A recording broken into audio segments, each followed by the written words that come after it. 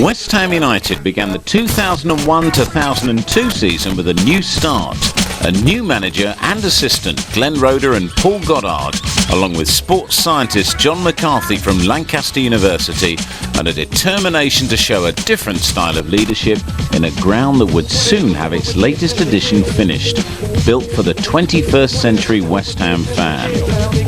Out went established internationals Davor Šuker, Igor Stimac, and England internationals Frank Lampard and Stuart Pearce, and in came Laurent Courtois and Sebastian Schemmel, now a permanent signing from Metz, Thomas Repka from Fiorentina, and England international goalkeeper David James, showing clear ambition at the heart of Glenn Roeder's managerial plans for the club. We had such a disappointing season last year. After 3 terrific seasons, we really dropped alarmingly last year from the comfort zone of the three previous years of 52, 53, 54 points seasons to a 42 point season, and that's very worrying. You know, the downward curve last year was a rapid downward curve.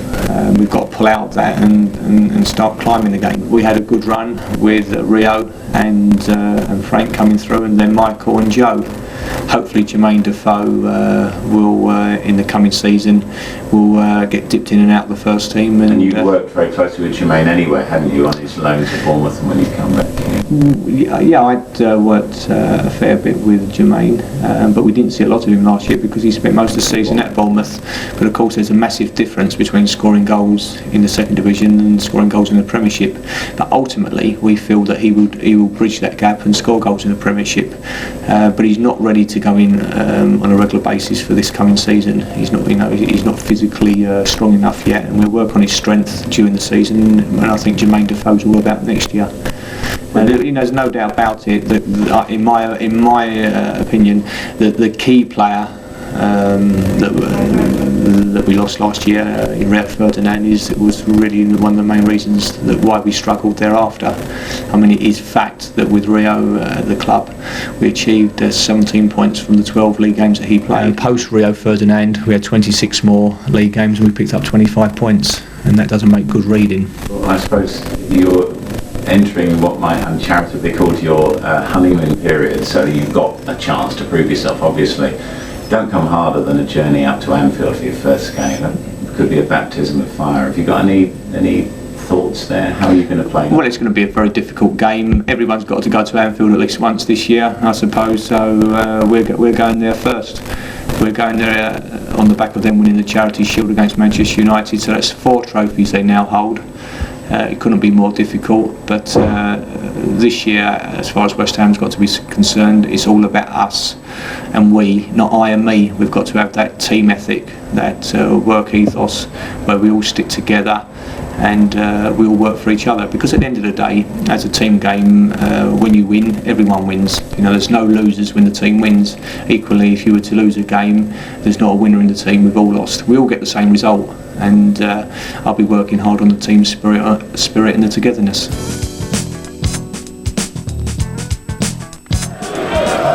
Now McAllister. Winterburn's challenge on Biscan. It's fallen nicely though for McAllister. Owen's through! And it's the opening goal for Liverpool through Michael Owen. Simply irresistible. Sinclair has Schemmel available outside, but instead trying to thread it through the eye of a needle for Di Canio, and Todorov goes down. And Jeff Winter has given West Ham United a penalty. And Paolo Di Canio with a chance to level it up for West Ham against Liverpool here. How about that? No chance for Rafik Zad. Di Canio kept his cool, and it's all square. Cheeky, I should say so, is her man. Owen, wonderful stuff, made space for the shot and made space for the goal. Awesome from Michael Owen. Look at this, Daly completely outfoxed, made space for the shot, and across the goalkeeper into the far corner. Classic technique. A glorious finish from a man who really is in razor-sharp form. Look at that, tantalising the West Ham defence. 2 defenders he beat. On Wednesday, August the 22nd, 2001, Hammers fans and club officials received the sad news of the death of goalkeeping coach Les Seeley. Les, who'd worked at the club for some time, was just 43, and apart from his heroics between the sticks in an illustrious career, had made a name for himself at Upton Park coaching West Ham's goalkeepers, and last year had made his philosophy clear in an interview we conducted with him. People say that goalkeepers are mental and strange people. They are. It's true. Would you include yourself in that? I'd include every guy. Most good goalkeepers have always got something about them. There's always something different from the norm. Who can play, or have played at top level. There's always something about them, and it's more in their mind. If they think they're playing well, then they usually do. You can't con them. You can't tell them they're playing well when they know they're not. But if you tell them they're good enough, that's enough, really. And the one thing a goalkeeper's got to have is guts, really. If they've got no bottle, no matter how good they are, they always break down at the last minute. And when they see that Xhaka's playing well, they just have to wait their turn. Because you believe you me, when you have one bad game, if you have you have a dodgy game, don't worry about it. Forget it. And the second one happens if the second one comes straight after, because they come in periods. And then usually, if that happens like that, if you're mentally strong, you can just you get back on the track. But when you have 3 or 4 on the spin, people don't keep saying, never mind, forget about it. They start saying, Jesus. As a result of the ground developments, Wednesday's clash with Chelsea was postponed, and the first visitors to West Ham's newly developed but not quite ready Dr. Martens stand were Leeds United. Winterburn. Di Canio. Wonderful ball. Sinclair. Lungs pumping. Legs firing. Wonderful vision from Di Canio. Powerful, searching, perfectly placed pass, and Trevor Sinclair giving Leeds an early scare. This was the early chance for Di Canio, who was only a fraction away. Bowyer, perfect cross. Song had completely lost the flight of it. Viduka for once springing under it. D'accord. Passing awkwardly for the Frenchman. Slows things down to his level. But caught in possession. Carrick sees Nigel Martyn off his line. Audacious. Well, it was on a day like this, from a position like that, in London a couple of seasons ago, that David Beckham made his name. Wicket taken very quickly. Carrick, good shot. Oh, it was a fraction away from being a goal. He's looking hot, Michael Carrick. As Leeds complained, ball taken quickly by Di Canio. Carrick's learning from him. Di Canio delivers. Martin stays on his line, leaves it to Matteo, and Martin's lost it. Oh, that was a mighty fortunate whistle for the England goalkeeper there. He was offered some protection, I tell you. As the ball went in, Matteo skied it. How much of a foul was that on Nigel Martyn? He made no connection with the ball as Cole towed it over the line.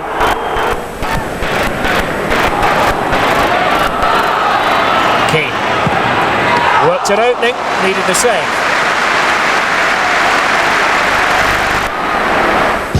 With fewer games played than the other Premiership teams, August was hardly going to represent a great start to the season, but Roda's side's hard-fought draw against Champions League hopefuls Leeds at least gave room for optimism about the season as a whole.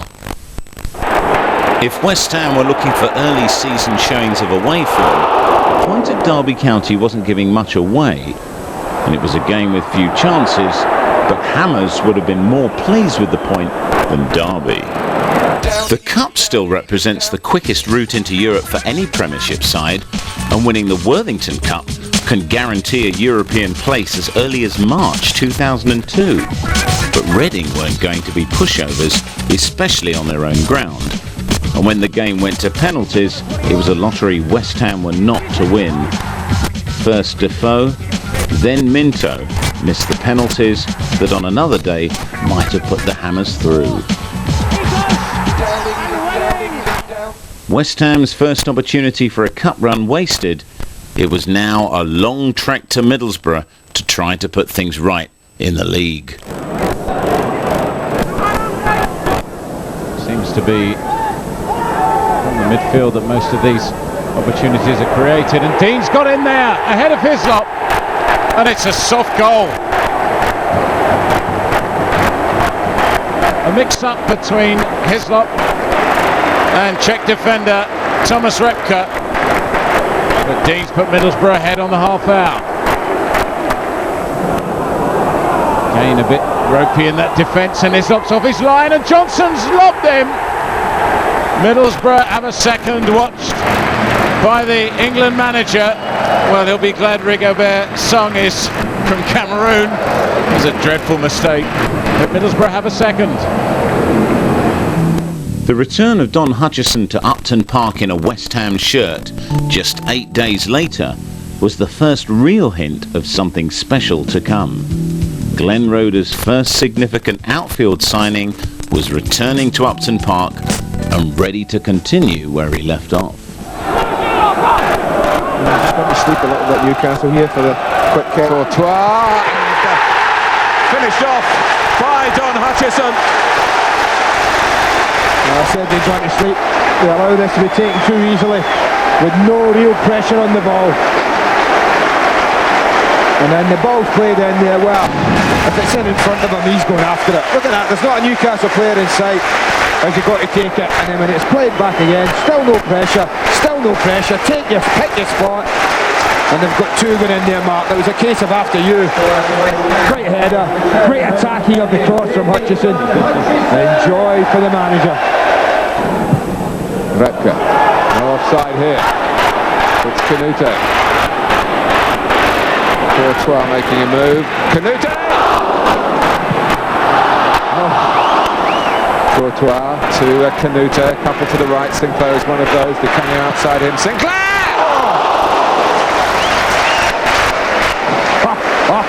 What a strike. Canute. Di Canio. Oh, Courtois on his weaker side. Well, both of the swipe at it. Di Canio first. Elliott. Oh, a good idea for Acuna. Ball's just skipped away from the Chilean. And it might skip away from Warren Barton here to suit Di Canio. Courtois up with him, but Di Canio going his own way and making it 2-0. Di Canio delivers for West Ham United. Well, you always fancy Paulo Di Canio, Martin. 1v1, backs a defender off into the penalty area. You fancy, but what a ball it is from back to front. Absolutely sensational, exactly what he wants. I think it's Christian Daly. It was a raking pass, and this is Di Canio, 1v1, a little step over. He doesn't usually miss the target. He usually asks the goalkeeper a question. He does here. Wonderful finish. No more than West Ham have deserved. Schemmel. Sinclair. Schemmel again. Canute! Strangely, he was slipping as the cross came in, but he got himself set, but so too did Gibbon. Well, this is a corner you'd want to put it. The ball comes like this. It's just wonderful little 1-2. But when the ball arrives, he's got to aim for that corner. That's when he can put the pace and direction. Brilliant save from Shea Gibbon. Freddie Canute, 3-0. Take it as a defeat, mate. That's it. Wrapped up, signed, sealed and delivered by Freddie Canute. But watch the part Don Hutchison plays in this. And by doing nothing except letting the ball go. Flicked in there, watch Hutchison. Easy to play it out, lets it run. Free kick might easily have been given there. But he allowed the ball to run past his body. And the rest was left to Canute just to polish it off. Oh, Glenn Roeder's got his top two strikers back in the team today. They both scored. West Ham now came to Everton, ready to turn on the style away from home, but were hit by 5 flashes of blue skill, including an own goal by Don Hutchison and other defensive lapses that don't make for pretty viewing. In the end, further second half goals by Gravison, Watson and finally Rosinsky made for a slightly flattering scoreline and a miserable trip back down to London on the M6. West Ham were up and running in September, but still hovering near the bottom of the Premiership and with a lot to do. New boys returning Blackburn Rovers had a good league record over the Hammers at Eward Park, but nothing would have prepared them for the game that was to follow. Particularly annoying for Hammers fans was that as a pay-per-view game, some Irons enthusiasts had coughed up almost a tenner to watch this torture from the comfort of their own living room. Not since Manchester United's victory a couple of years ago had a West Ham keeper picked the ball out of his net so often. Only a goal midway through the game by Michael Carrick, his first of the season, gave the West Ham fans anything to cheer. And with an avalanche of second half goals from Graham Souness' side, it was a nightmare Hammers would want to immediately put behind them. The press, true to form, took West Ham's successive away results as a clarion call to bring them the head of Glenn Roeder. As it happened, the head of Southampton boss Stuart Gray, his team yet to win at their new St Mary's Stadium and already looking like early season relegation favourites, was delivered on a plate after West Ham's second emphatic Upton Park victory. Canute still in an offside position, but here's Di Canio, and he may score! And should have scored. West Ham could ill afford to concede another chance here. Bridges across the far post. The goal kick. Clearly a foul. Winterburn. Oh, brilliantly. Past Draper. Great looking cross. Canute!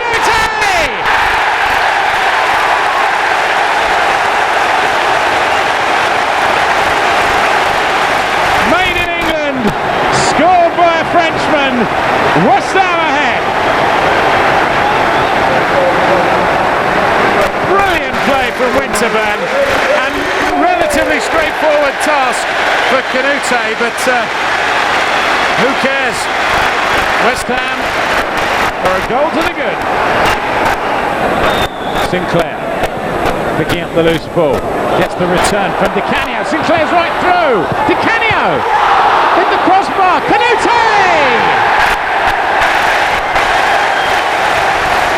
It's goal number 2 for Freddie.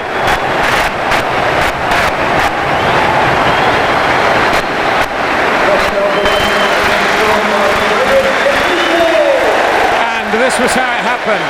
Di Canio did well, and it looked like Sinclair was going to score. Then Di Canio himself at the underside of the bar, and Freddie won't get an easier one than that. That's right. I was very pleased with the lads' performance. It was nice to score 2 cracking goals, but just as important, as you said, after the last couple of away games, it was nice to keep a clean sheet again at home. How difficult a time has it been for you? It hasn't been as difficult as people have tried to make out. The boys have always responded in the right way on the training ground, and that's why the 2 away results have been so mystifying. You've had here 2 wins and a draw against Leeds. You haven't had a goal in yet. It makes those away hammerings all the more mystifying. That's right. You know, that's what I've just said. The boys have always shown terrific spirit in training every day. They train well. They enjoy the sessions that we put on for them, and it's certainly shown in the home performances and the home results. And we've now got to do that when we travel.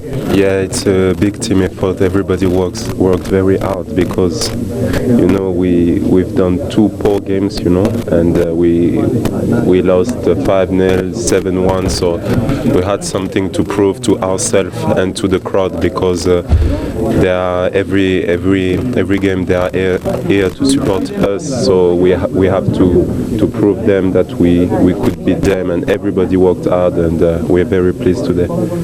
Postponed from August, West Ham's fixture against unbeaten Chelsea produced the shock of the week. Shock, that is, to all but West Ham fans, whose side was beginning to play some really sweet and entertaining football. It was also hardly a welcome homecoming for close season departee Frank Lampard. It's an error in the defence. There's Di Canio. Will poke through with the left is Carrick. And Michael Carrick has his second of the season, and Chelsea have been stunned. Well, we know they're bad starters, but just 6 minutes on the watch. Di Canio started it with a clever pass through. Sinclair laid it back and Carrick stroked it home. Great goal for West Ham. Michael Carrick. Sinclair did well there. Canute. And it's 2! And Freddie Canute is delighted. This is the Premiership's only unbeaten side, Chelsea. And West Ham have got him on the ropes. It's 2 in 6 minutes for West Ham, and a lovely finish by Canute. It was Sinclair who pushed it through to him, but Canute did the rest. Look at this lovely finish. Quality strike. Chelsea at the other end looking dangerous, and Hasselbank, who scored here in Chelsea's win last season, has pulled one back for them. Again, a lovely ball from Zola, and look at this finish from Hasselbank. Hislop no chance. Daly was with him, and Winterburn came in. The chance didn't look on, but Chelsea back in this game. Whistle went there, but Hasselbank has hit the post. Ball not away yet, but Hislop has it now. Well, what a let off for West Ham. Hasselbank on the hour. A real piece of skill from the Dutchman.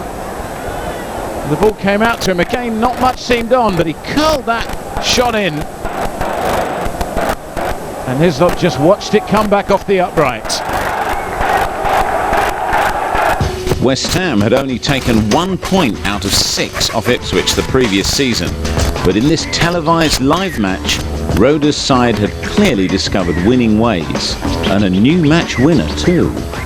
Glenn Roeder came to West Ham a couple of years ago as reserve team coach and finds himself in charge after Harry Redknapp's departure. Hutchison now slips it through. Paulo Di Canio! That's the West Ham way. A sharp, neat, incisive move, and Di Canio delivers for West Ham United.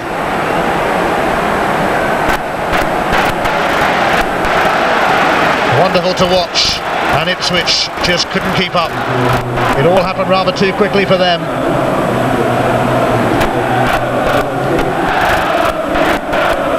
West Ham hoping to cure a serious bout of travel sickness. It's Venus who sends it swirling in, and Hislop caught out, and Herman Hreidarsson has equalised for Ipswich. And phew, how they needed that at Portman Road. I think Hislop and others might have been expecting Royster to take this, but Venus suddenly stepped up. Hislop almost caught out, and as he tried to force it away, it cannoned in off Hreidarsson. West Ham are fighting back now. Hutchison has done very well, and Canute, and it's deflected in. West Ham are back in front. Don Hutchison led the Hammers' charge, and Canute's attempt went in off, ironically, Herman Hreidarsson, who scored Ipswich's goal. Rampaging run from Hutchison, and not a lot that Sereni could do about that.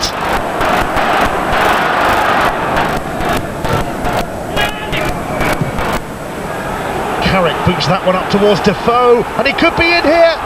It's Jermaine Defoe! A Premiership star is born.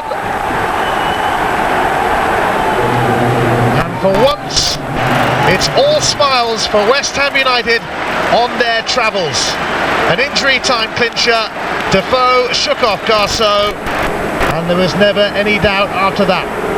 This kid doesn't miss. He hasn't been missing for his country, England, and what he's done for his country, he's now done for his club. Holland, not a bad try! Oh! Matt Holland scores against his former club. The club that let him go, but it's probably come too late for Ipswich. Super strike though. Suddenly a light at the end of the tunnel, and Hammers ended the month out of the bottom 5. A great month behind them, and Glenn Roeder's first award as manager for his 3 successive victories.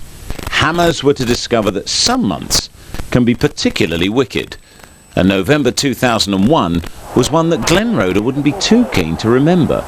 Fulham starting it badly for the Irons after Canute had hit the post with a goal just before half-time from Legwinski, and after a second from Malbronk, only 2 late saves from Shaka Hislop kept the score respectable. Morte.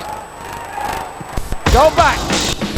John McCarthy, fitness coach and sports scientist, part of the new regime, part of Glenn Roeder's new regime at Upton Park in Chandler Heath. Can you tell us a little bit about your job? Certainly. Well, I've had worked with the club in the past with pre-season and training information and advice, and I've now been brought on as part of a team to improve the performance of the squad. As a sports scientist, I'm primarily involved with the physiology, i.e. the fitness, how the bodies are working, so everything from nutrition right the way through to training advice and to the coaching sessions. So basically, how much work can they do, when should they do it, and how hard should it be. And you're involved with the first team throughout, and indeed the squad, every afternoon, I believe. Well, my primary objective is the first team, to get them through and to focus on their work.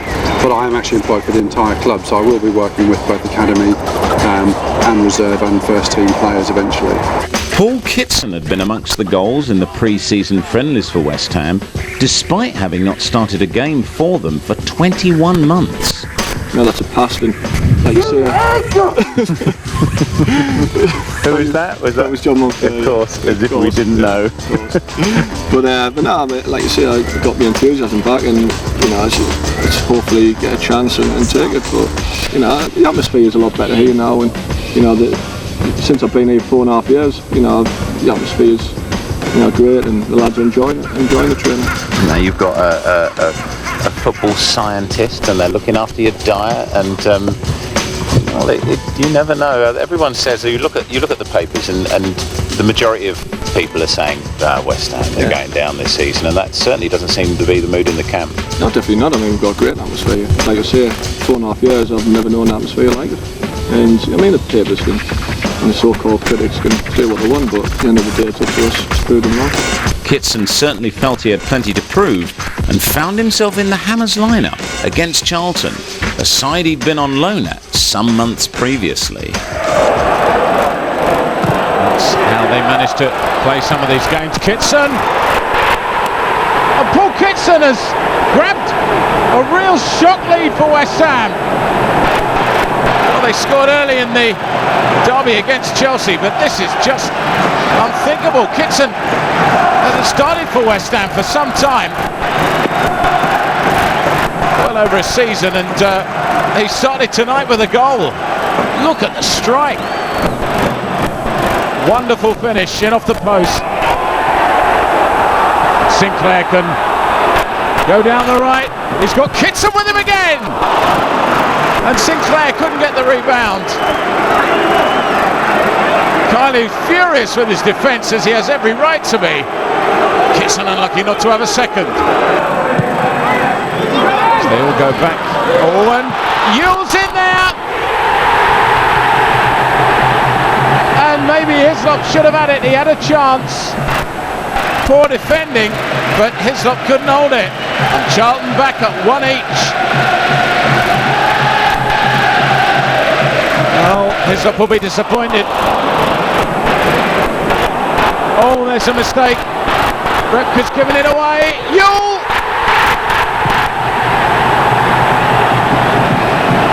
And 1 minute, Charlton are behind. The next minute, it seems, they're in front. And again, well, there's a better one. In goes Kitson! And West Ham level again at 2-2. Well, it was a great ball, but look at Kitson's run. He anticipated the through ball. There's a man in form. Look at it. Like a 17-year-old. That's his second goal of the game. Thoroughly deserved. There's a better cross. Oh! What a save by Hislop.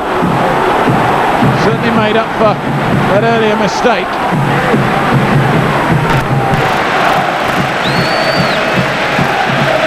Well, here's a chance for Johansson. And Johansson has a goal.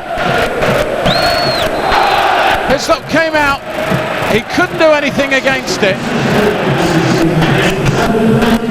Johansson puts Charlton back in front. Canio. Could come to Kitson. Will do. And Kitson has a hat-trick. Paul Kitson, back in the West Ham side, has 3 goals to his name.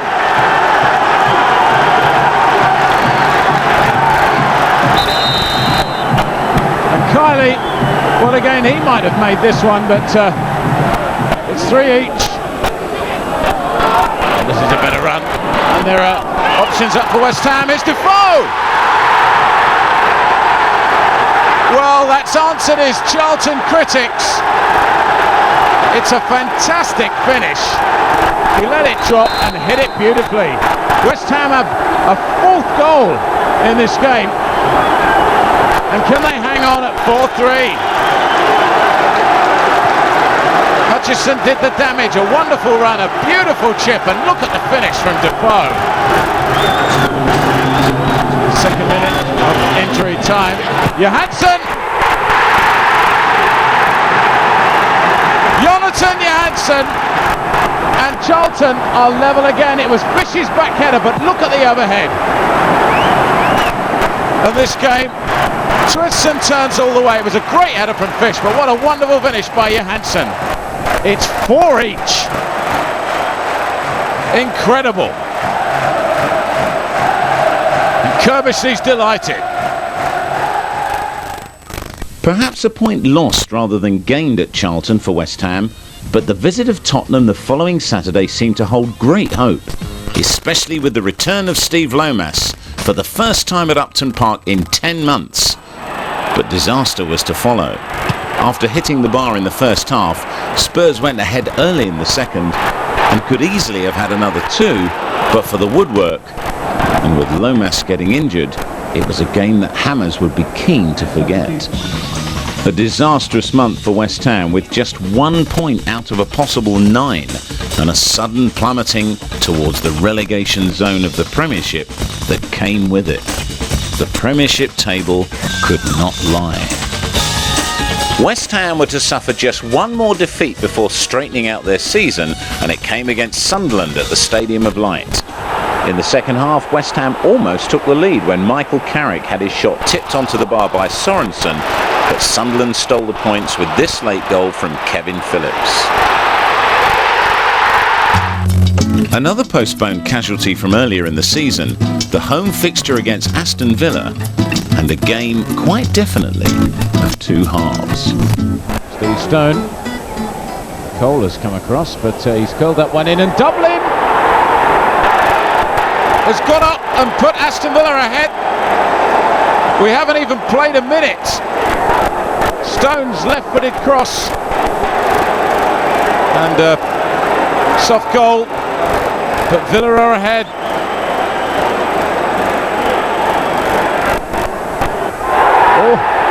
Oh, Defoe, surely, yes, that's a penalty. And on the hour, Paolo Di Canio. will have the chance to finally get West Ham back into this game. They've been brilliant since they've come out for the second half. Really has been a game of two halves. Di Canio, if he can just keep his cool. Gentle run up. Oh dear. He doesn't miss many. It's only his second miss for West Ham. Vital one. Really too soft. Schmeichel out manoeuvred him there. But he seemed to slow before he hit it. Oh, and the header nearly went inland. West Ham denied yet again the equaliser they so deserve. It was Daly who was close there.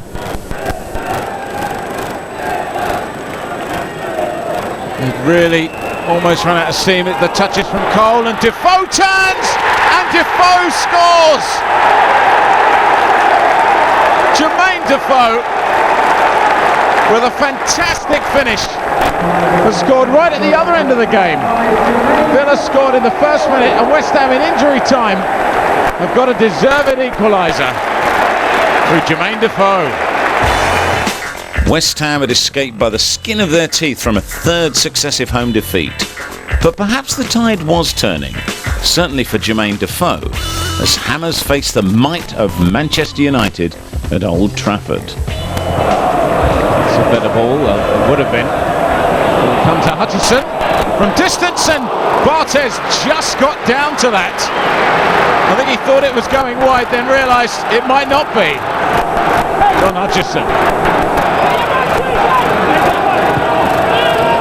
Scholes picks the ball up, controls it so beautifully from distance. He'll hit one! One England player denied by another. A glorious save from James. He threw himself and flipped it over with the left hand. Di Canio. It's a dangerous looking cross to the far post, and Defoe's got up there!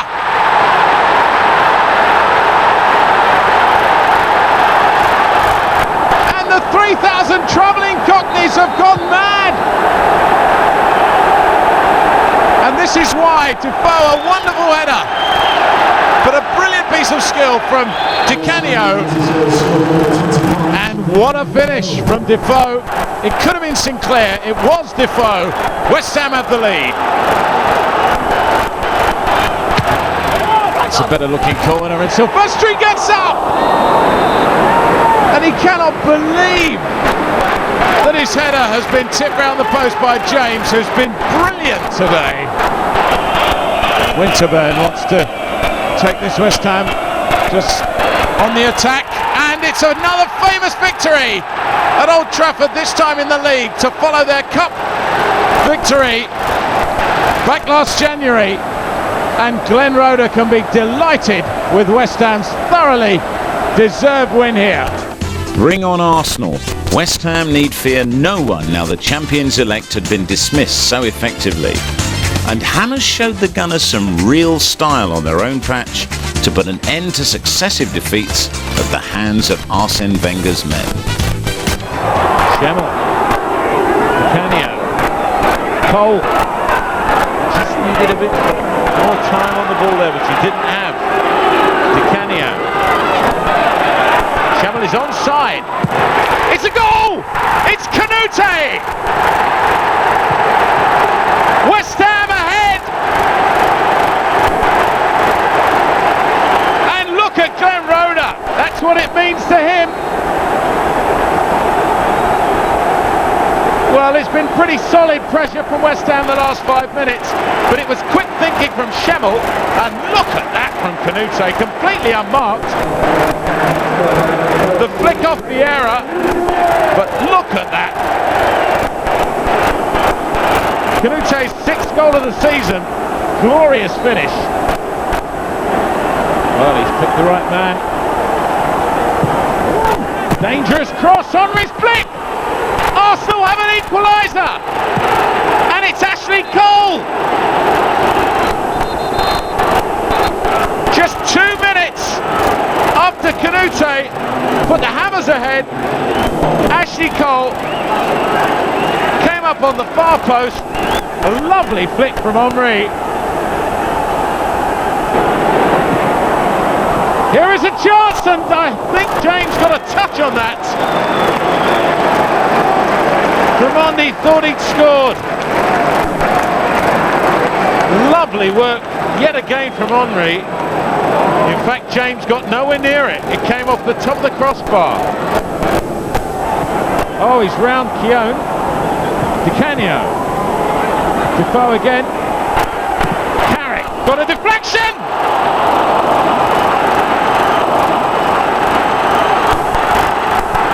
For a moment it looked as though it was going to drop into the Arsenal goal. Harry Bassett's Leicester had grabbed a point high-flying Leeds the previous Sunday after being 2 goals down. So when Muzzy Izzet put them ahead in the first half, things looked bleak. But some second-half trickery from Joe Cole, a foul from Matt Elliott, and up-stepped Paolo Di Canio to put the misery of his penalty miss against Aston Villa behind him.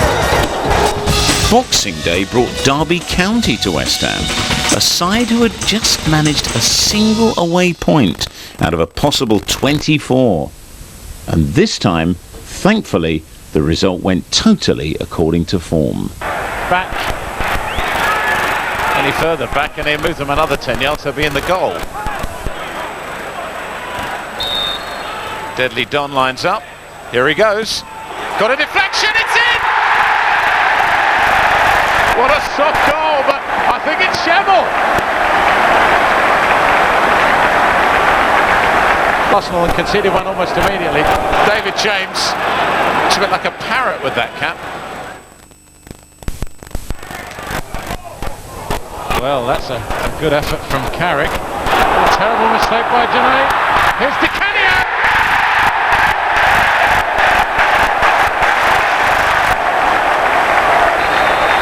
And isn't he delighted with that? Scored on Saturday at Leicester, and it all began with a rather speculative ball from Carrick. A bad mistake by Grenade. And Di Canio didn't need a second invitation. It's 2-0.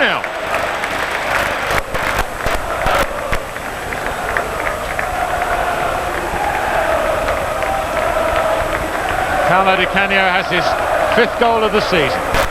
He might have had a penalty there. Here's John Moncur. A little bit of trickery, finds Carrick. West Ham ending this game in real style. Here's Defoe. It's 4.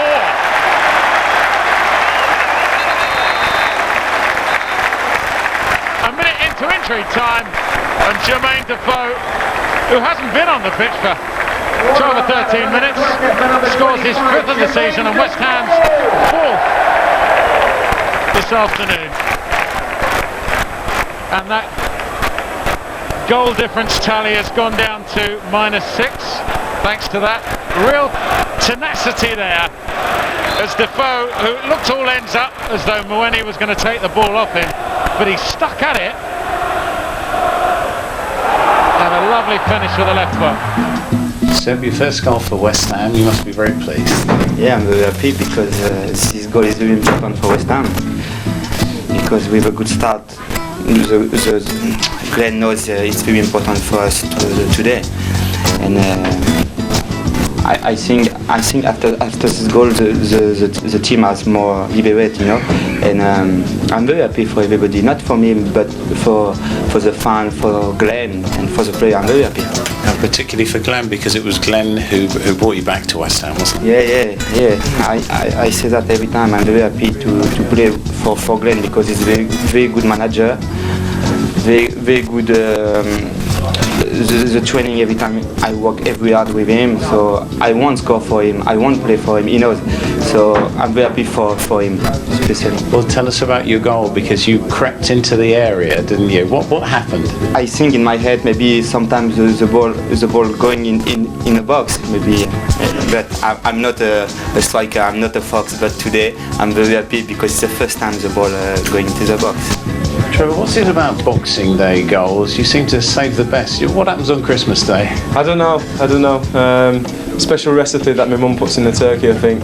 No, I mean, I've not scored this season, it's first goal, and I've been doing my head in, been doing the lads' head in as well. But come close a few times, and you know, I just see it come over. I scored running training this week, and the lads were going mad, so I thought I'd give it another go, and luckily I caught it well. Were you aware that you were standing just a few yards from where Di Canio hit them? Usually you find players have a certain skill that they're particularly good at. Paul Kitson is when it's coming over from the left and lets it come across his body, and he volleys it in, and that's really my specialty. So I was quite confident when he was coming over that I was definitely going to give it a go, and you know, if you connect well from how close it was, it's pretty much a good chance that you're going to score. Does that put to bed any thoughts that you might be on your way from Upton Park? Well, I'm not on my way, it's simple as that. You know, West Ham have not put me on the transfer list, they've rejected my transfer request, and you know, I'm not a prima donna or someone who's going to go sulking and not playing for the team. I love playing football, that's what I want to do. You know, the fact that I'm not playing in Europe is just, you know, hard luck. I've signed for West Ham, they're not in Europe at the moment, you know, let's get them into Europe. Championship contenders Liverpool, in the continuing absence of the convalescing Gerard Houllier, looked a real challenge. But this was to prove West Ham's finest performance of the season so far. Well, that's given away to Berger. Murphy finds Anelka. James thought about catching it, but decided in the end, safest to tip it over. Murphy found Anelka. Well, that was on target. Another England midfield player of the future, Carrick. Great cross and a great header, what a save! Dudek went down, Hutchison put everything behind that, and it was a fantastic save. Great free kick from Carrick. Hutchison headed beautifully, and what a good save. This is Defoe, got Cole with him. Sinclair!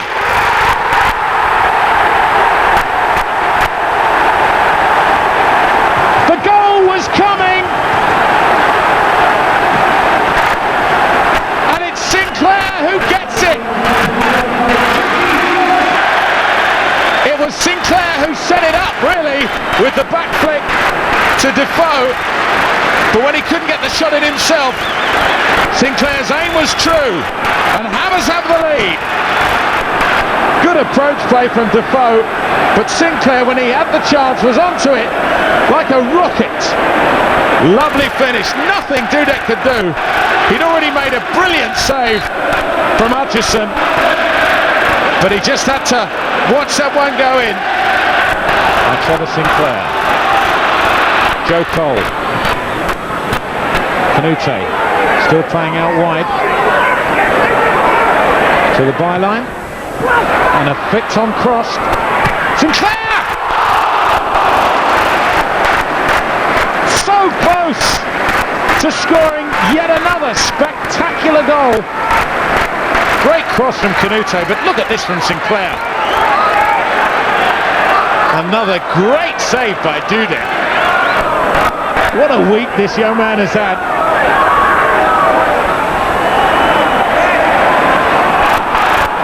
Littmanen, good shot, and James couldn't hold it. Daly, glad to put it out, still hasn't gone out, it's gone for a throw. James did well, but he couldn't hold it.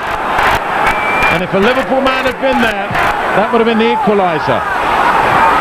Heskey, looked like handball.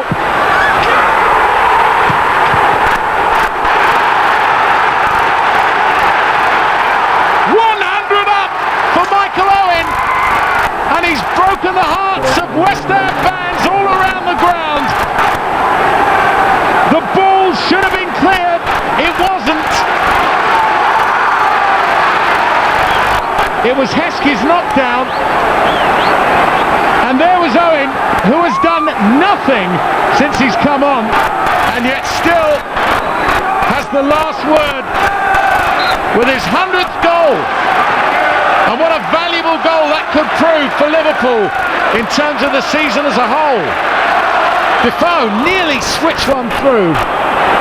It's come out to Sinclair. Carrick. Good shot from Carrick. Dudek got his hands warm on that one. A superb performance to close the year positively for West Ham, now with their eyes on the upper half of the Premiership and the new year looking a lot more positive for them than had seemed possible back in September. West Ham must have wondered how they would follow their excellent performance against Liverpool that wrapped up 2001 for them. New Year's Day at Leeds was as good an opportunity as any to see what might happen, but 2 goals in the first 7 minutes by Australian international Mark Viduka were added to in the second half by Robbie Fowler's strike, and it was all in all a New Year's Day to forget for Hammers fans. West Ham might have viewed their away draw against Macclesfield as another potential cup upset, but on the day, the Premiership side went through with a controlled ease that was as much a joy as a relief for all travelling West Ham fans. It's Lambert, the number 15, who will try his luck from distance. It's got a double deflection. James relieved to see it clip the top of the crossbar and go over. Lambert was unlucky. Cole. Now a ball in from Schemmel. And Defoe's there. And West Ham have the lead. Cole, a good ball into Schemmel, and as he's been doing all season, an excellent ball through, and Defoe, great finish.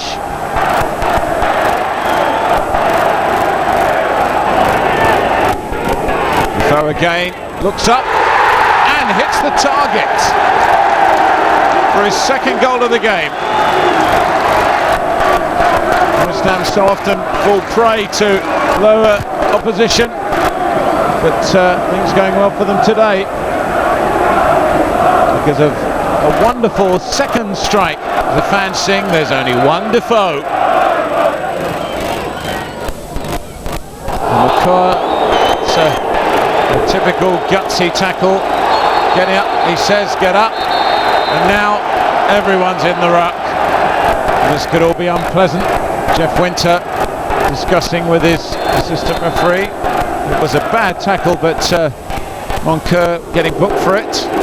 Getting a second booking and a sending off. That's hard to believe. John Moncur's reputation catching up with him. Here's Cole.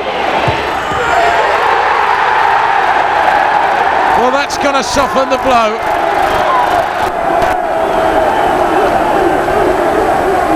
Joe Cole makes it 3 for West Ham.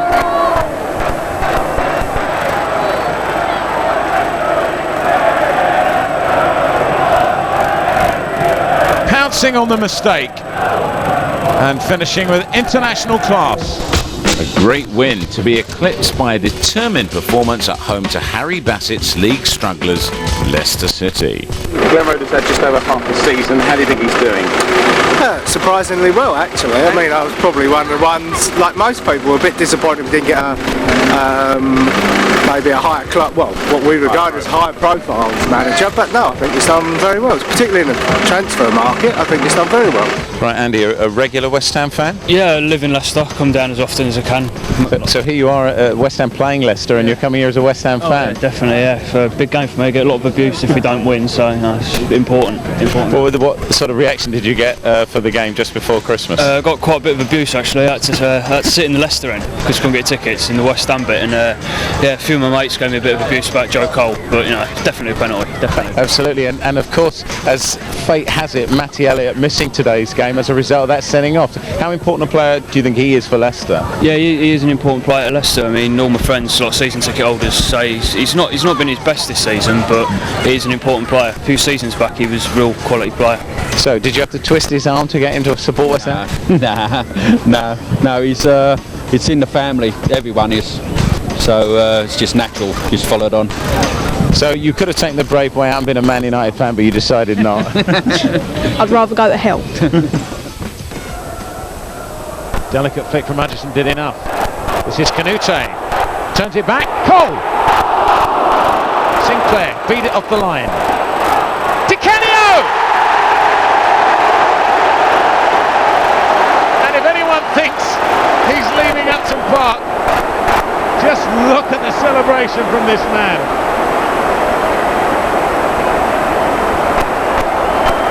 I don't know if the groundsman's going to be too pleased with him because he's broken that corner flag in half.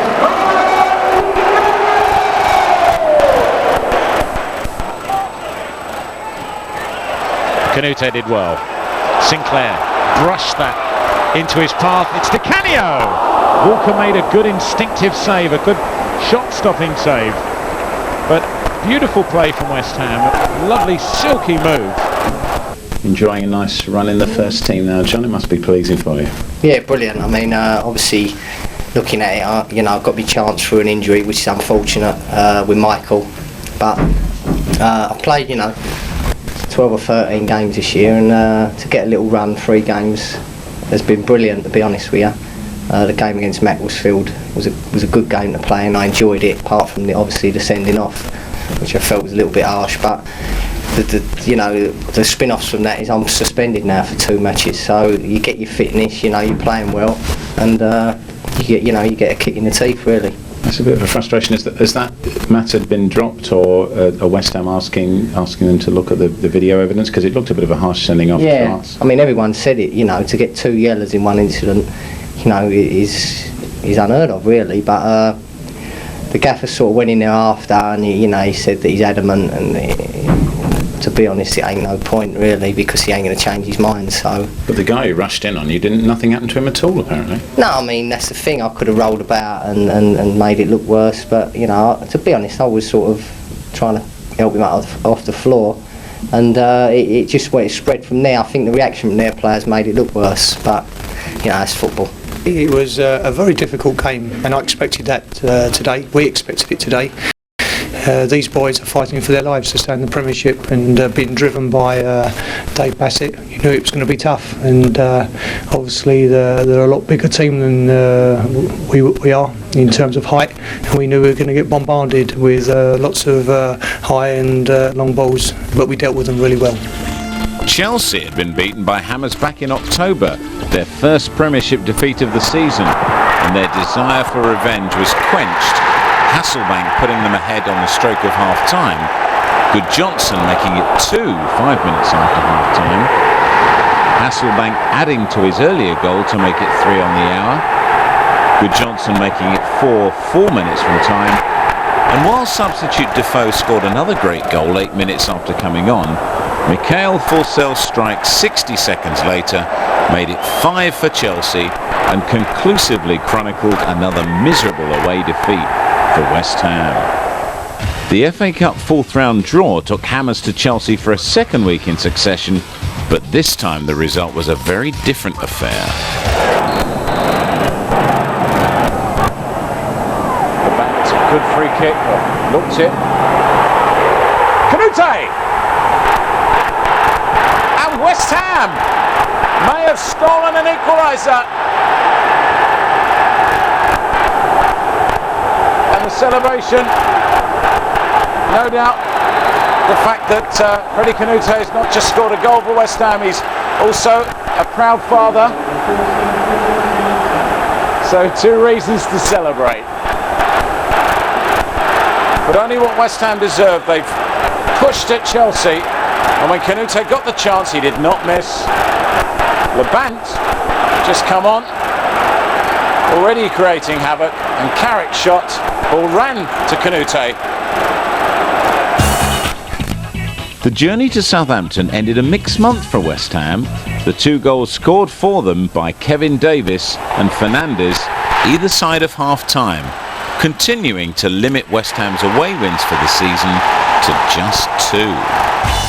West Ham was still in the FA Cup, but had slid 3 places down the Premiership table by the end of the month to 14th, knowing that their away form would have to be improved on before the end of the season if they were to climb out of the relegation zone. February began well with the visit of Graham Souness's Blackburn to Fortress Upton Park. Paolo Di Canio's on-off move to Manchester United was finally off, and the West Ham captain built on the non-event to take West Ham to 3 very welcome points. Canio is waiting far post, as is Canute, but Lomas is fed by Schemmel. Turns one round, Di Canio! how did the ball end up past the post and wide? But here's Sinclair with a chance, and Hutchison has just burst forward. Sinclair!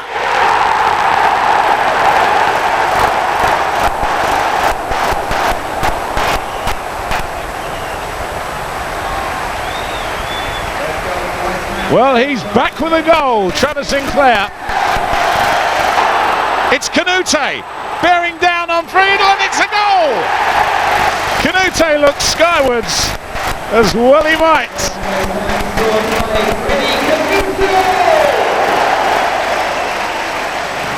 Canute's 8th of the season. Delighted the way we've bounced back from the game at Southampton the other night, where we were disappointed to lose. Haven't done well on our travels this year, but when we come back to Upton Park, we've had to do well, and we have. And that was a good performance against, I think, is a good Blackburn team. We passed the ball well. Yeah, make 1-2 with Paolo, I think, and after I had to get rid a little bit of 2 players, and I saw Trevor, I gave the ball. You had a bit of work to do after that, but it was a good finish. Yeah, good finish, and I'm happy because I scored with the left foot, and but I didn't think about this, you know, I just did how I felt it. For some reason, do it here. And the frustrating thing, I'm sure, for most of the West Ham fans, definitely for the players, is the fact that we don't do it away from home. And if you have a slip up at home, then it's going to be technically double as bad, because you haven't got the backup of a decent away performance at the moment. So it's frustrating, but something that's got to be addressed. And I'm sure if we could reproduce home form away, then we wouldn't be in the position we're in now. Been difficult for you, hasn't it? With all the talk, will he go, will he stay? How hard's it been, Paolo? No, it wasn't very difficult because I never asked to leave this club. You know, you are not under pressure if you are not desperate to leave. Even if a lot of people brought out that I was desperate to leave, this is absolutely a lie, because you can speak with my manager. He knows since the 23rd of December I said to him, I want to stay here. I'm happy here because I'm happy that people like me. I love them, so I like play Upton Park away. I like play for my teammates, for my club. I don't think this is happening. We never know, never say never, because tomorrow maybe we're gonna read the newspaper that the rating is ready to buy me, so or vote for some other club. So we never know. West Ham now face their last chance for season silverware in their cup replay against Chelsea, a game that few would forget for a long while. West Ham, a good cross it in. Wonderful effort, it's a fantastic goal by Defoe, completely out of nothing. So Chelsea quickly take a free kick. Hasselbank has done it. Hutchison right across the goal. It'll be one for West Ham. Defoe has a second, and it's Cudicini who couldn't hold it. Hutchison, a terrible header. A terrible header from Hutchison. What did he do? Comes right across and it's in. Chelsea have stolen it. And it's John Terry, the man who started the scoring by pushing Defoe's shot into his own net. A cruel and disappointing exit from the cup for West Ham.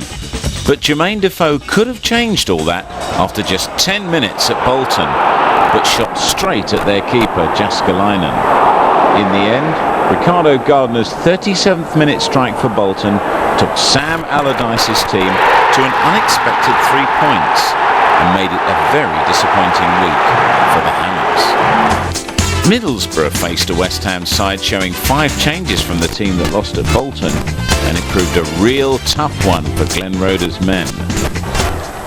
Greening, Whelan, a great save from James, and it's still not over yet until Winterbottom gets it away. Nigel Winterburn saved the day for West Ham. And Levant, he's got an empty net if he can hit it. Canute!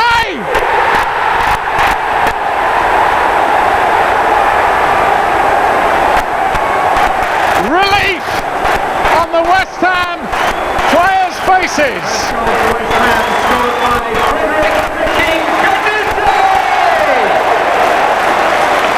And it's in minute number 76, the famous West Ham minute last season for FA Cup.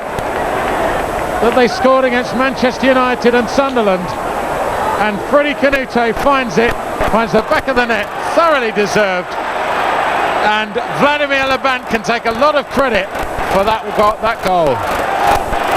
Canute kept his cool when the ball came across to him. Laban, who was aiming to hit an empty net. Well, there's trouble here because Ehiog has already been booked.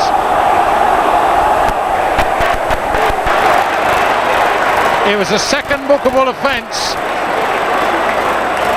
and the referee had no alternative but to send him off. The fans have really taken to you, Seb. How have you responded to the West Ham fans?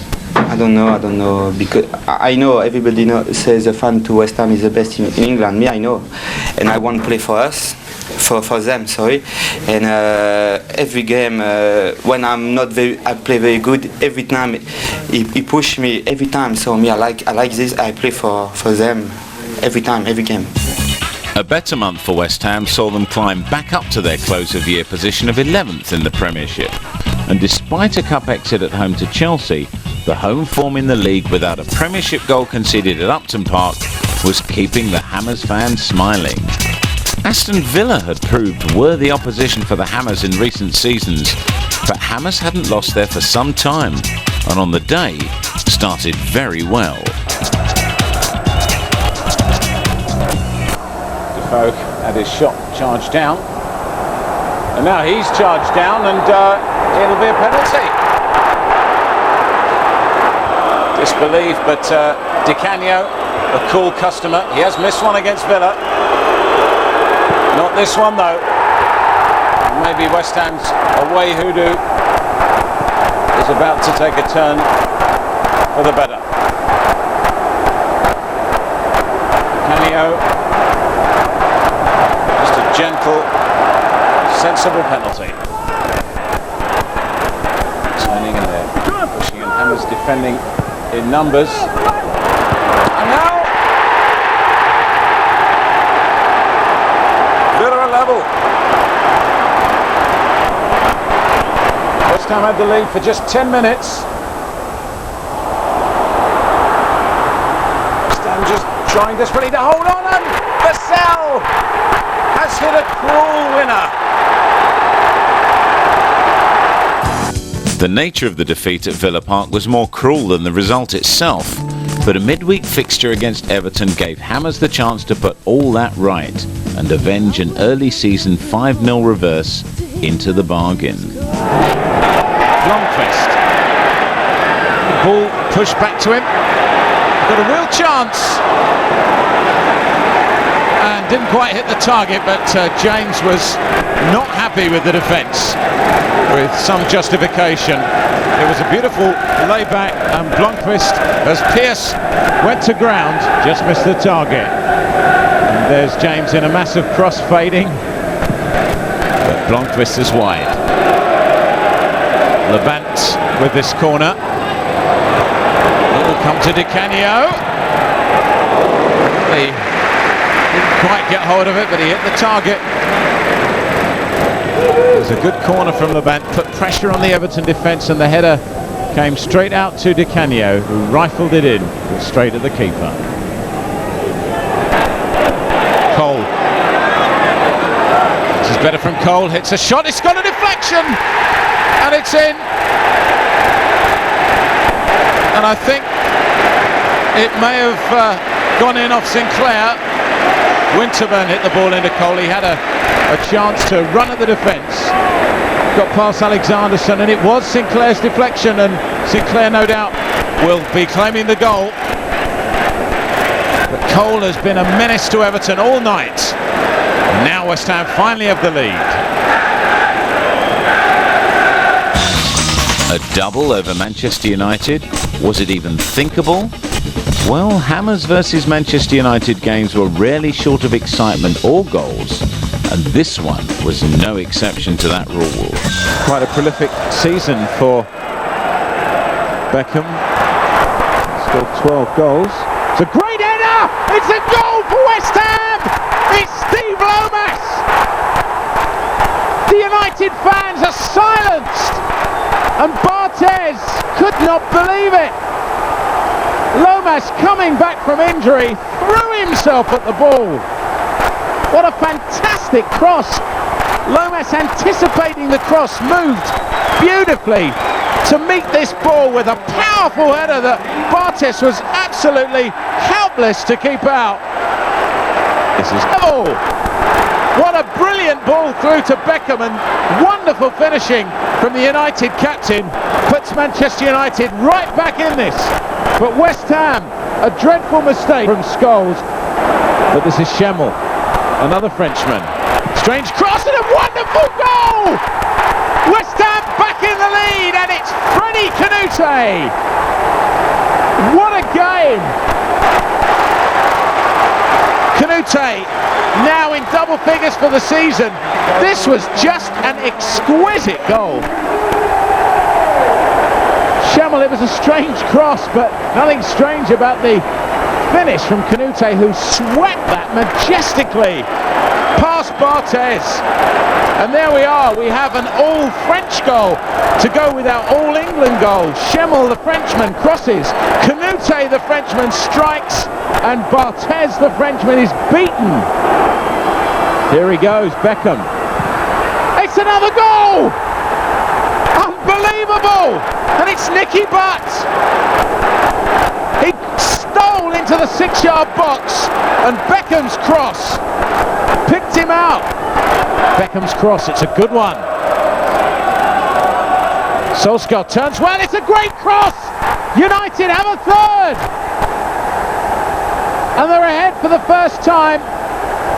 And West Ham caught absolutely flat-footed at the back.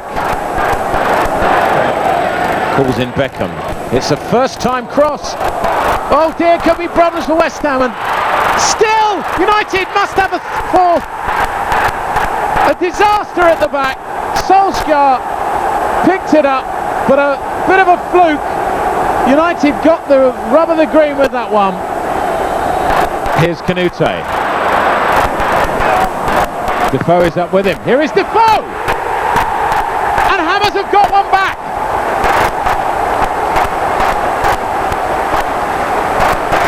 Jermaine Defoe continues this unbelievable record of scoring as a substitute.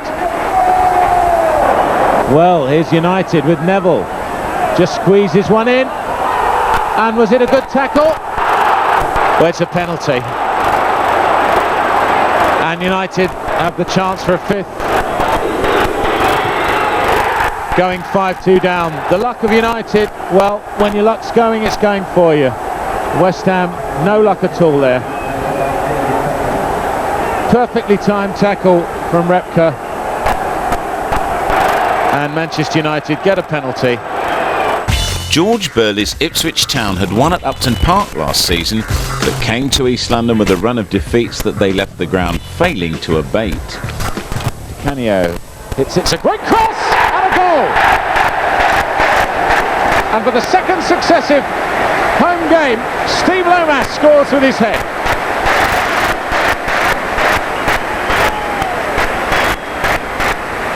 Well, a lovely cross by Paolo Di Canio, who made that goal. Oh, a mistake by Repka. And another mistake. West Ham in real trouble here. And it had to be a goal. And West Ham gave that away. It's Marcus Bent. He's in the double figures for the season. Kenny, a little bit of space. Oh, it's a mistake. Di Canio may get the rebound. He does.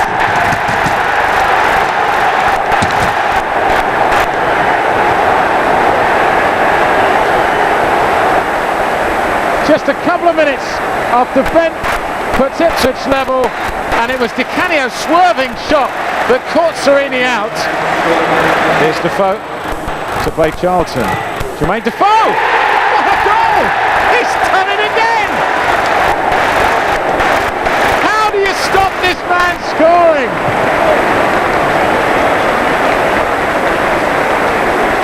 Well, Serini just watched it. prolific now. That's I think 3 in about 6 games if you include Northern Ireland. So it's nice to get forward and get a few goals. You saw the goalkeeper coming, I presume, but you didn't duck away from it.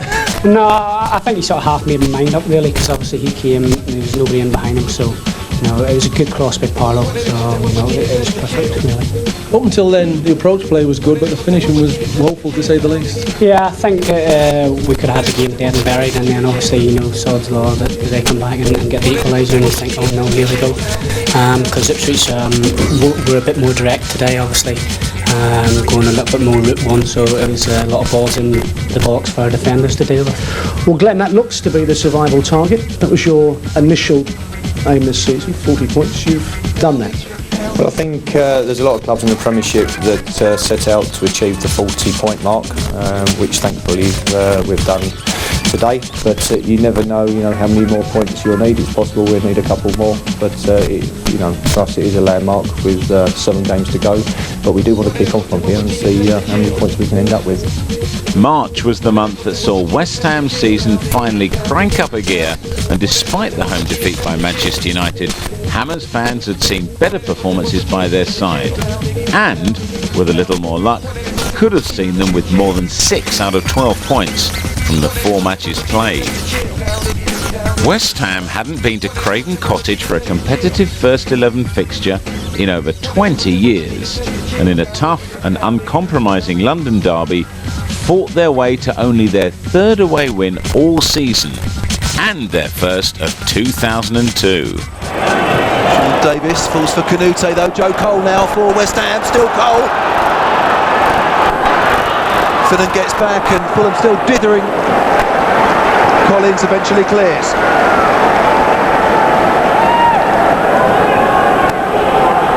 Trevor Sinclair. Lomas. Sinclair again. Flips it to the far stick. Canute! West Ham have the lead just before the break. A real sucker punch for Fulham.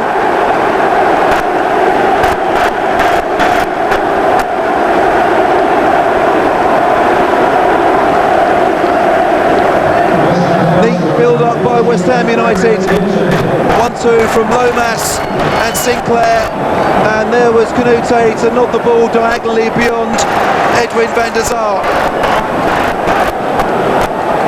A potentially lethal blow from West Ham.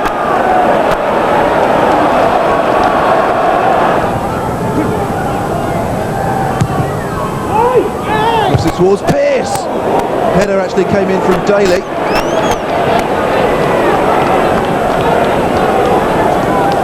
Good chance for West Ham, their best of the second period. Good clean header from Daly, somewhat obscured by Ian Pearce just in front of him though. 8 goals in their meeting at the Valley and a 5-0 thrashing for Charlton the previous season at Upton Park. Goals were promised, and in the event, it was to prove a really nail-biting 90 minutes for both sets of supporters. Di Canio's wormed his way into the area, and it's a penalty! Well, my initial thoughts on seeing the challenge at Di Canio was that it was fairly innocent, and Costa, I think, feels the same. Let's have another look. Well, it was the challenge from Rufus. West Ham haven't had many penalties this season. As cool as you like, the Italian answers his critics in the best possible way, putting West Ham ahead on 23 minutes from the penalty spot. And he stroked it in, didn't he?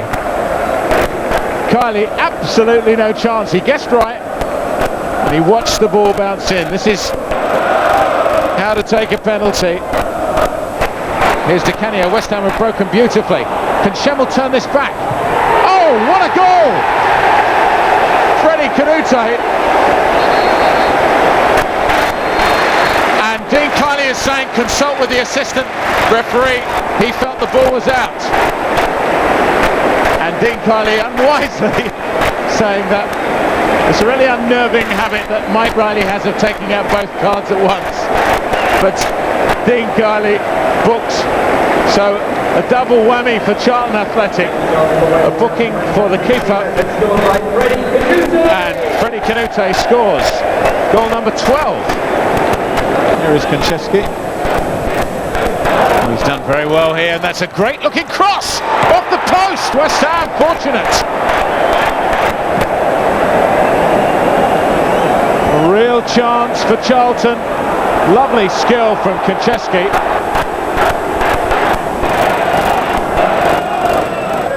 Looking for Parker.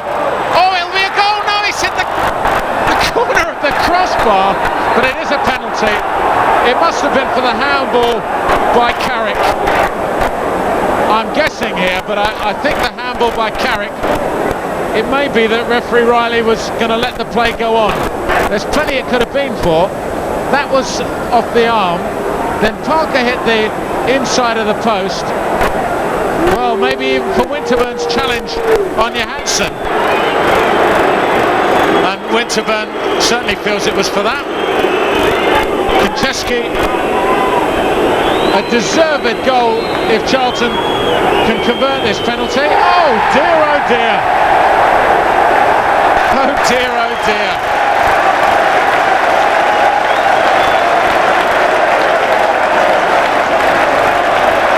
They're not going to score, are they? Let's face it. Charlton are not going to score today. They've hit both posts, they've hit the crossbar, and now they've scooped a penalty. I think we've got a lot of confidence off the away win. Funny enough. Excuse me, my voice has gone. But you could even shout that much today. Well, it's an incident that happened last week, but we'll leave that alone. No, home form's been good generally, and I think anyone who's been watching the games regular will vouch for that. Our worst performance, and I think the goals will prove it was the Manchester United game. But we've had a lot of confidence, as I say, and going away has been a problem. But the win Monday was a very big boost for us. A trip across North London was next for West Ham, and time to avenge the home defeat handed out by Spurs back in November. Just couldn't get into the game on the day, and that's given away there. A slip from Repka. James couldn't hold it. Sheringham will put it in.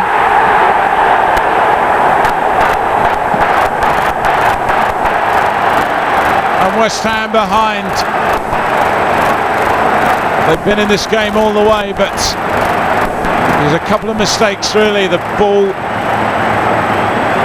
well, Canute was beaten in the challenge, and then when Repka slipped, the shot came in. James wasn't able to hold it, and Sheringham tucked it away. And they've been fighting, and well, the ball kept in. It'll be turned back in once more. A clearance will come out to Pearce. What a strike from Ian Pearce! And in the last minute of this game, West Ham have a deserved equaliser. I have a feeling the last goal he scored was against Manchester City last season, but what a strike! It was a good ball in and not a great clearance, but look at this from Pearce. The keeper had no chance. He's hit it as clean as a whistle. And West Ham are level. Really hit it beautifully. Little Pease Genroda. Don Hutchison's injury meant he would miss playing in the game against Sunderland, but Hammers had seen Joe Cole and Trevor Sinclair in midweek action for England against Paraguay and were more than ready for anything the Black Cats were about to throw at them. James wandering out of his area to make that clearance. Flicked on header, which Defoe wants to get in on, but it'll come instead to Sinclair. Cole! Joe Cole has his second goal. But hang on. The assistant referee has his flag raised. And even Jeremy Nicholas is announcing the goal, but it's not going to count. And was he offside? Well, this is the ball in from Sinclair. It was certainly a close run thing, but no goal. Repka. Plenty of space, plenty of time for him. That's a lovely ball to Schemmel. A wonderful ball into Sinclair. And West Ham finally have the lead. 26 minutes gone. And it was a beautiful move, lovely ball from Repka into Schemmel, and Sinclair did the rest.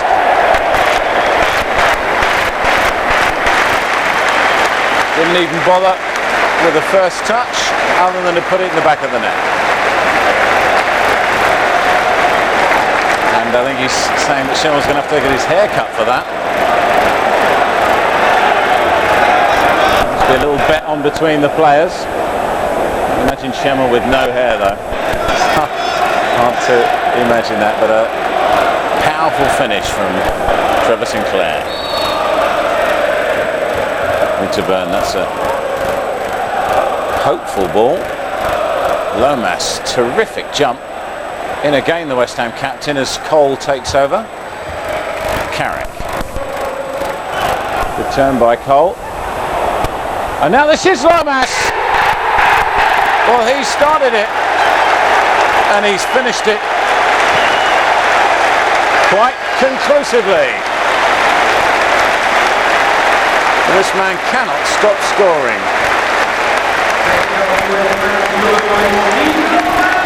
Hit like a true striker. Cole, a beautiful ball to Sinclair, this time the provider, and Lomas finishing well. He hasn't really had that much to do. But a ball pushed back. Cole. Just run and run in this game. Great run this time. Lomas with the overlap. Sinclair, Defoe. It's shelling peas time. And another goal for West Ham's Jermaine Defoe. It's too easy. Quarter of an hour to go and West Ham have 3. It was a intelligent ball in from Lomas. Headed back by Sinclair. Simple header for Jermaine Defoe. Just waiting on the line like a training ground exercise. Sunderland all at sea.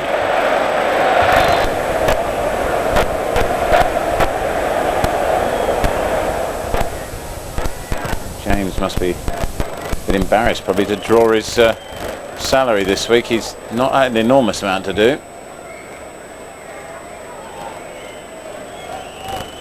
Carrick almost got there. Too many of those giveaways. There's another one in the middle of the pitch. And here is Carrick. Lovely effort. A great save. Really looked as though Carrick was in there for a 4th for West Ham. With a wonderful ball out to him. There were 3 excellent goals, well worked. I'm a little bit disappointed for Joe because he had one struck off that was equally a good finish, and to be quite honest, Michael Carrick at the end did everything but score, although I've got to say it was a great save by Sorensen. I try to just make sure whatever's effective for the team really. I mean, I'm just learning the game, and really it's just about learning how to win games, and I think, you know, me and Michael were really young lads last year and we learned a lot, and this year, like where West Ham are in the league, you know, it's because of the little learning curve last year really, I think, and we're learning how to win games and kill games off. I think Joe's been excellent throughout the season, and you know, he's getting better all the time, and you know, the criticism he got after the Italy game will stand him in good stead, you know, because it's all part of his learning curve, because since the Italian game he's come back here and played ever so well, and then the way he played for England against Paraguay showed everyone that he didn't affect him. We've worked a lot this year, me and Glenn, after training and that, on putting in final passes and things like that, and to be fair, it's paid dividends, because, you know, especially the last few weeks, I've been making lots of chances for the players around me, and it's been good. And West Ham have been winning, so I've got massive respect for Glenn. I think everyone knows that by now, and I think all the lads are, and I think the fans have really, we're 7th in the league. For a club like West Ham, it's a great achievement. We just want to stay there. Arsenal at Highbury for West Ham has been a fixture traditionally swamped with controversy, as with last season's Emmanuel Petit handball before Arsenal's winner. But even that incident paled into comparison with a moment from West Ham's next game, with both sides eager for the points. To put his start to his West Ham career on hold after a knee injury when he collided with Arsenal's Martin Keown, of course. Who makes the interception here, but Canute should still have given West Ham the lead. Well, he fashioned the opening himself, didn't he? But it's route one, really. David James just launched an unbelievable kick downfield. And there you can see Canute. He's battling against the two centre-halves. I mentioned this at the top, didn't I? And that's exactly what he's been asked to do this evening. Henry, the main man, as ever, for these set pieces. This one gotten onto successfully, though. And Lawrence lost out here to Canute. He's all on his own as far as West Ham are concerned, but he's got round the last defender, he's got round the goalkeeper. He's claiming it had crossed the line, but there was no flicker from the linesman. The referee hasn't given the goal. He couldn't, unless the linesman said it was over. Well, this has come about through Thierry Henry's free kick given away. West Ham breaking very dangerously indeed. Did that go over the line? Don't forget the linesman's behind Ashley Cole as that ball is heading towards the line. Well, that's over the line. That's a goal to West Ham United. No wonder they're distraught. Here's Canu into the final 14 minutes. Still goalless at Highbury. Dennis Bergkamp for Arsenal. Good ball for Youngberg.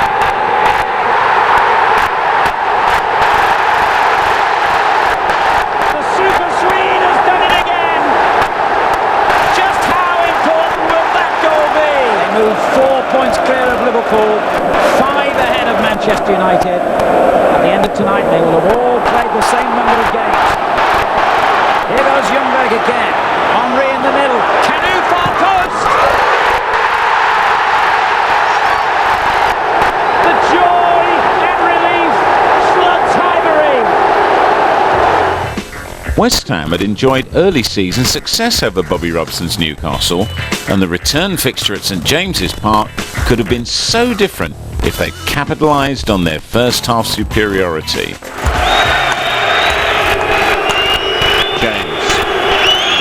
Long clearance. Picked on by Canute. Defoe! 20 minutes gone and West Ham are ahead. And it's no less than they deserve. A real Route 1 classic. James hammered it. Straight down the middle, flick on from Canute, and Defoe did the rest.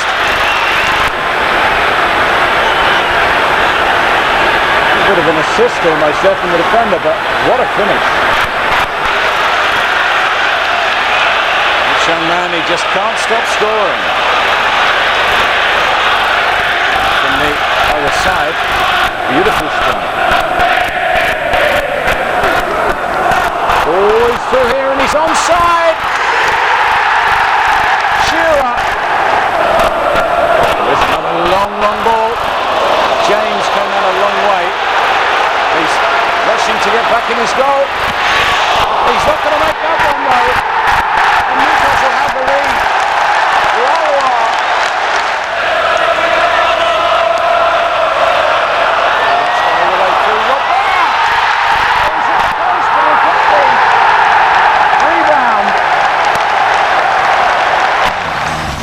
April was undoubtedly a month of two halves, but the point-grabbing form over Easter was sufficient to rocket West Ham into 8th position, with the possibility of going one better and overhauling Spurs on the last day of the season in May.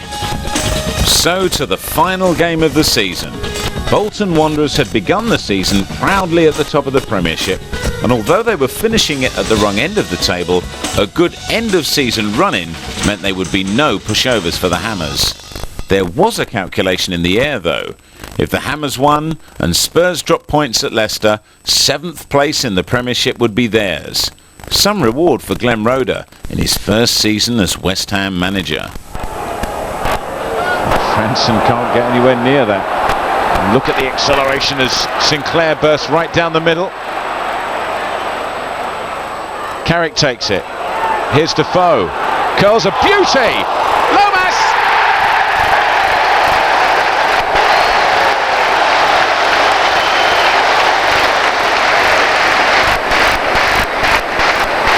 Well, a wonderful move by West Ham. And Steve Lomas has really been a bit of a goal scorer in the last third of this season. Was the predator there. A wonderful ball in by Carrick initially to Defoe. Got a great shot in. Great save from Jääskeläinen. But a wonderful predatory finish from Steve Lomas. Quite a tough angle there.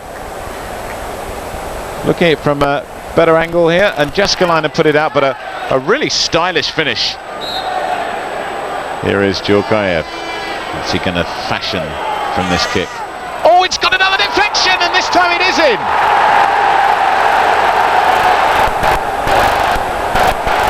James deceived by the deflection, and Bolton have an equaliser. Djurkaev. Have a look at this one. It just clipped a West Ham boot and James had it covered until the boot sent it away from him. Even then he almost saved it, but could only push it onto the inside of the goal. Here's Carrick, 2 minutes to go with this corner. Pearce! It's in! It's in! And Hammers have a second!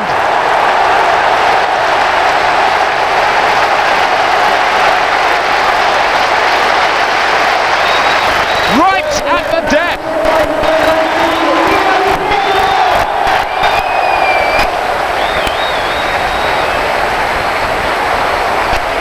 I've got to say I fancied him for a goal today. There's something about the way he's been joining the attacks and looking right for it, but often scores from his head from corners, and this was another great corner from Carrick.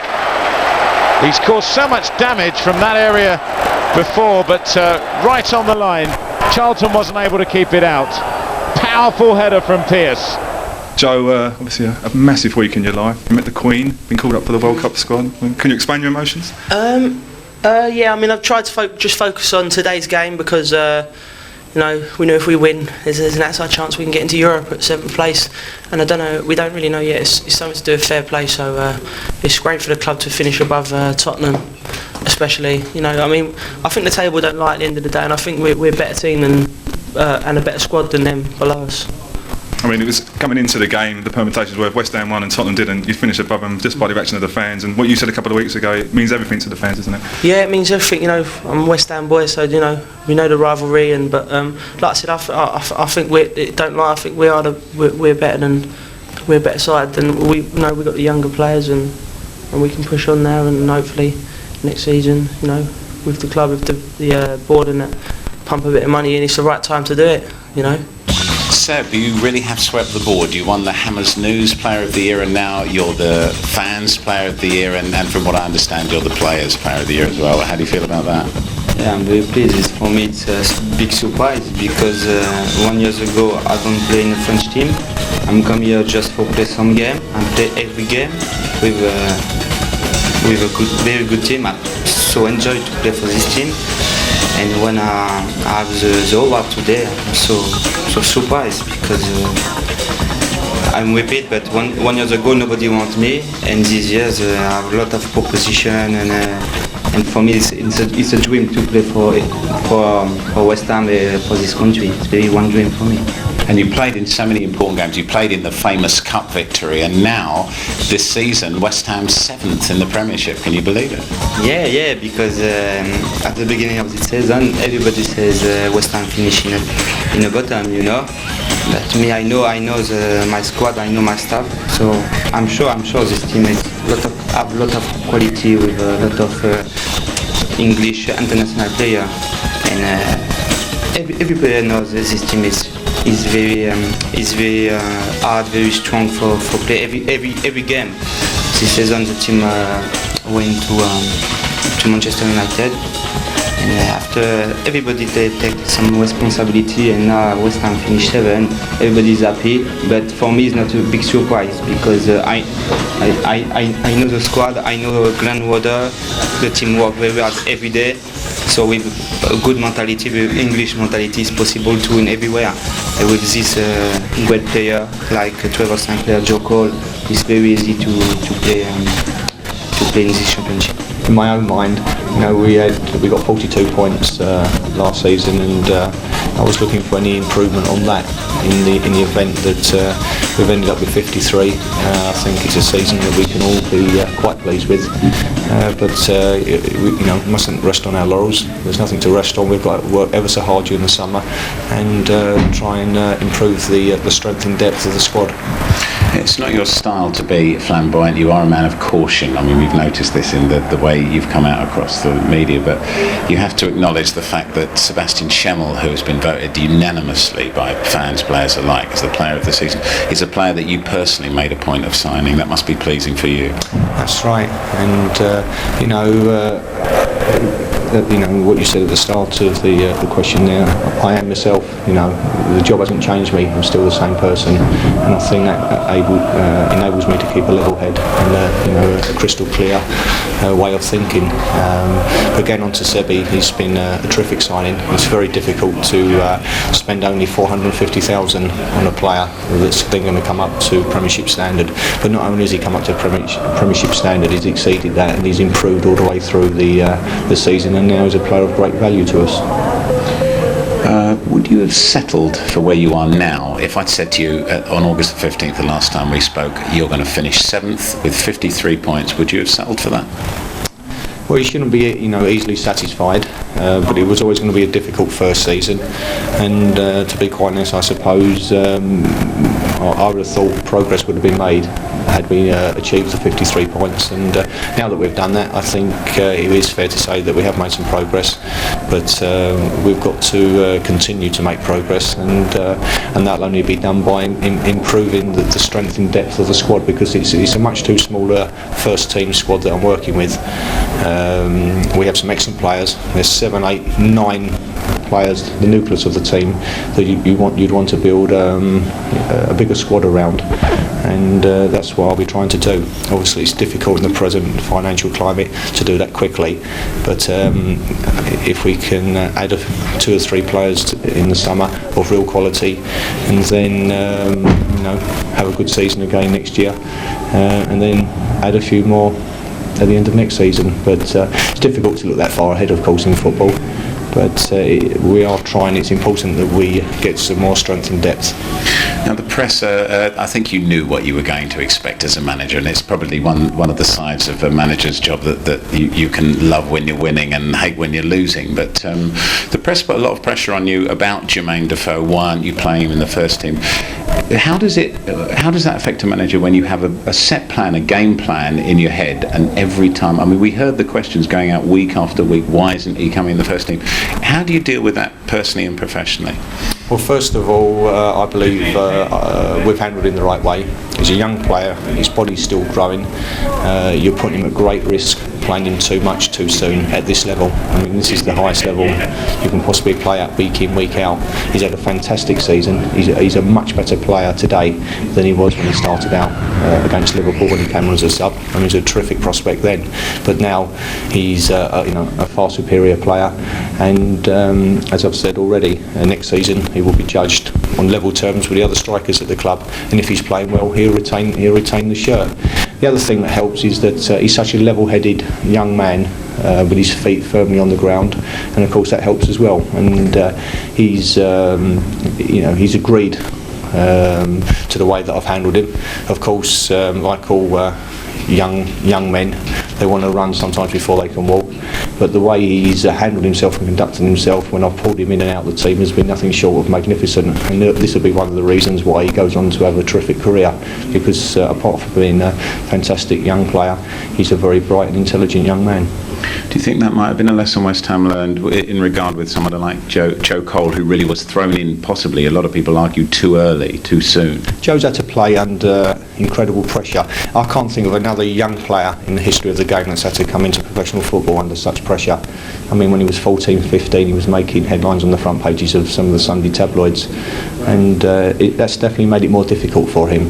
Having said that, he's handled it well now, and he's come through that, and he's now a very rounded and mature young man. Can I ask you for your personal high? A very difficult thing to just pluck out of the air as a manager of West Ham this season. What was your most enjoyable moment? I would say that's very easy. That has been handed the job in the first place.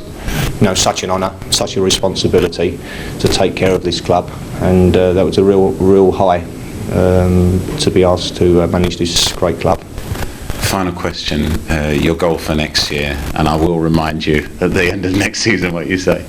Well, obviously the goal will be to improve on this season if we can. That'll be our target, and I don't see why if we don't keep everyone together and add 2, 3, even 4 new faces to the squad of quality. I mean, that's the important thing. I don't want to bring in, when I keep getting offered squad players, I don't want squad players, I want first team players who are going to compete for the places. If I can do that, I don't see any reason why we don't have another good year. It had been another exciting season for West Ham, and one of great change from manager to the ground development and the whole club ethos. And with the club achieving 7th position, Glenn Roeder could be justifiably proud of his first year in the hot seat at Upton Park. Best young player in the world today? Joe Cole! Best young player in the world today? Glenn Cole! Best young player in the world today? Joe Cole! Best young player in the world today? Joe Cole! Best young player in the world today? Joe Cole! Best young player in the world today? Joe Cole! Best young player in the world today? Joe Cole! Best young player in the world today? Joe Cole! Best young player in the world today? Joe Cole! Best young player in the world today? Joe Cole! Best young player in the world today? Joe Cole! Best young player in the world today? Joe Cole! Best young player in the world today? Joe Cole! Who? Joe Cole! Best young player in the world today? Joe Cole! Best young player in the world today? Joe Cole! Best young player in the world today? Joe Cole!